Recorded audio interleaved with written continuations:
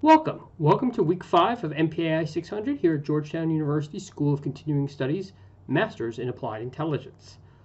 Just start off with kind of current events. And the only thing I want you to kind of think about is 2020 election. Ignore kind of what you see about the court hearings and all all those issues. I think that's just day-to-day cable news staples. What I want you to think about is why the Russians did not have the influence they had in this election as they did in 2016. What countermeasures were employed? What information environment was more beneficial to prevent Russian influence? And why? Why were we successful? Seemingly, and again, maybe it's a little, knock on wood right now, but the Russians didn't influence their kind of in the information warfare that they did in 2016. They didn't hack into anybody's servers, or at least didn't publicize information that they got from hacking into people's servers. They didn't hack into any election infrastructure, despite all intelligence indicating that they were definitely trying to do that. They didn't hack into voter rolls or anything like that. So why? Why were the Russians successful, or why were we successful this year? And that's just something to consider. I don't have an answer on that, but it's something to consider as we move forward. So, review of week 4. Again, Iraq WMD. So we saw the entire spectrum of failures in Iraq WMD. You saw collection failures relating to curveball, as you saw in the documentary. Analytical failures, particularly when it came to those aluminum tubes, the groupthink and the confirmation bias that led those aluminum tubes to believe that they were they were actually centrifuges of a nuclear program and not just rocket motors, which they essentially were. That's a real deep analytical failure. Organizational failures. When George Tenet said there's Iraq WMD, there was Iraq WMD. There was no alternative analysis, no issues there, and there was also multiple intelligence streams coming in that were certainly biased, as was documented in the Rachel Maddow video, of information getting to the wrong people at the wrong, let's say, raw information, unanalyzed information, cherry-picked information, getting to decision makers when it shouldn't have been. So that was an organizational failure. And then there was the policy interface. And again, the Rachel Maddow talks about this in depth on how information was politicized on both sides of the spectrum. The intelligence was politicized, and then the policymakers were making assessments on their own without the intelligence to back it up. So there's obviously dysfunctions in that interface between the intelligence community and the policy decision makers. So there was examples up and down the chain. I think we went in good depth on that case study. So 9/11, was 9/11 an intelligence failure? And again, I brought this up in the lecture. No, until you saw that we had information on 2 of the 9/11 hijackers. Hamzi and Midar. We had information on them. We were on no-fly list. We were monitoring communications between them and a known Osama bin Laden safe house in Yemen. That really is the crux of the failure. Because, again, not all bad things that happen are intelligence failures, but the fact that we knew about this and the information wasn't shared because of organizational issues was a critical failure. What to do with bin Laden determined to attack in the U.S.? This kind of goes along with my the Sharma school of analysis, and I'm using that in a pejorative sense. But when you go in to brief the boss, whether it's something as big as 9/11 or IED attacks or something like that, always have in the back of your head risk mitigation circumstances. Because they're going to come back to you and say, well, what do you want me to do about this intel? Well, you should have something in the back pocket. You should have recommendations. No one has to act on them, but the recommendations help you bracket the problem. If let's say you brief that and George Bush goes up to you and says, well, what do you want me to do about it? You could say, sir, I recommend increasing the alert level on civil aviation. That has given him a recommendation that he can implement that's reasonable. And again, you want to have those reasonable mitigation circumstances associated with the intelligence. The organizational issues, I think they're really highlighted in the NSA documentary, and I just talked about that. But to reiterate, due to bureaucracy, due to classification, information was collected at the NSA level, but it wasn't disseminated down to people that can do something about it. And then finally, where along the chain could federal and state government have prevented a 9/11? I kind of laid that out in the lectures, but I emphasize this, that in order for 9/11 to occur, 15 things had to happen, and all these people had to go undetected and get visas and get apartments and flight lessons and all those things without any detection. It actually is kind of, even those pre-9/11 days, a miracle that it all happened.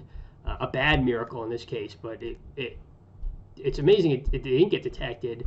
I don't think something like that could get away with it now, but I'll let you decide. So paper two, well, you're briefing on Thursday for groups 1 through 3, and you are presenting on Sunday, or writing your papers due on Sunday at 11:59 Eastern Standard Time.